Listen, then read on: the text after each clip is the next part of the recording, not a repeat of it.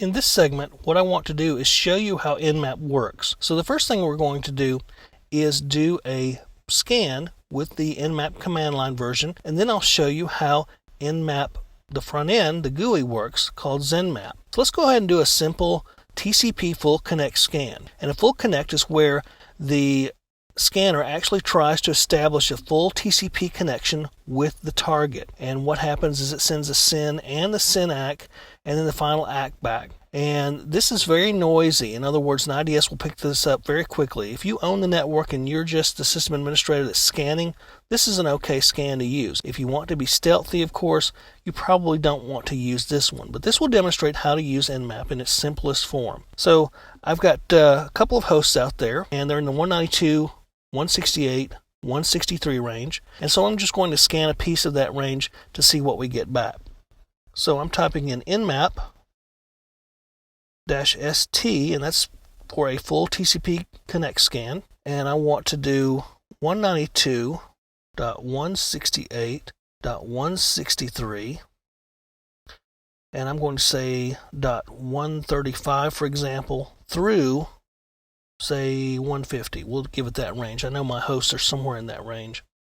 And we're going to say OK, and it's going to start off scanning.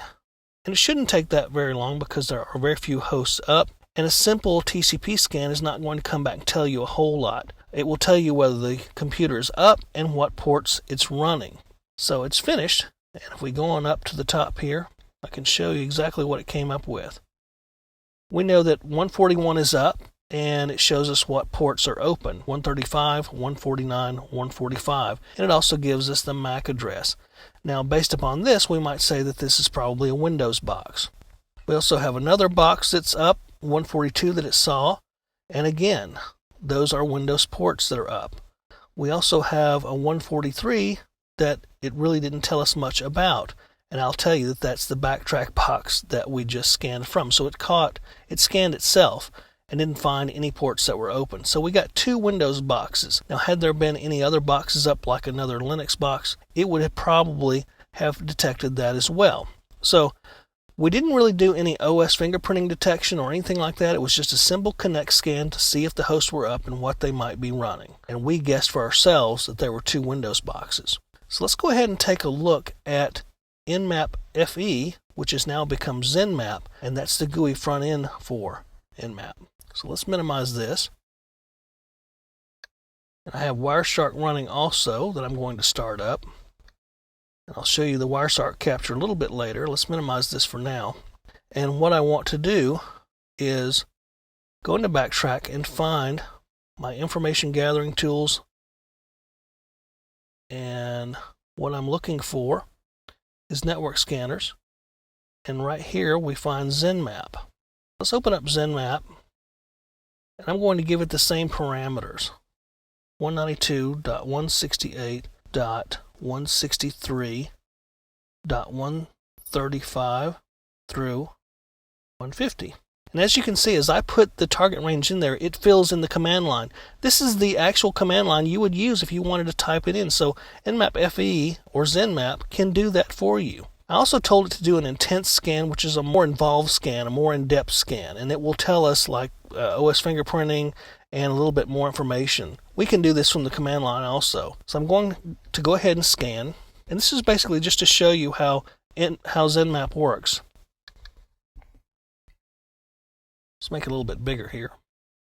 And it's going to scan those hosts, that range, and it may come back and tell us that those hosts are down.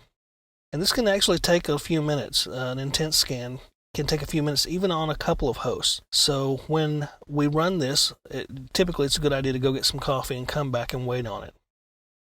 So I'm going to pause this for a second, and then when it finishes, then we'll have our results here. Okay, our scan is complete. And since this is the graphical version of Nmap, there's some cute little things that the command line version won't do for us. First of all, we can look at our different hosts just by clicking a tab here, and that's kind of cool. We can also click on the services and figure out what it found primarily. It will list all the services there. Here's our output, and again, it's very similar to what we see when we scan with command line, but there's a few other differences here. Basically, we found the same hosts, and it gave us a report of what it scanned and how it scanned, and it told us that it's doing a send stealth scan, because we did a little bit of a different scan on this one. What ports are open, MAC address, and in this case, we told it to do some OS guessing, so it came back and told us that this was Windows XP. So that was a little bit of information. It also did some enumeration. It gave us some NBT stat information and showed us some additional things. And again, this is basically just to show you the GUI anyway. So some interesting information there. It can also tell us things like the ports and the hosts. And one really cool thing is it can give us a little bit of a graphical map. Just kind of shows how the network is built. And obviously, if there's a lot of hosts out there, it looks a little bit better.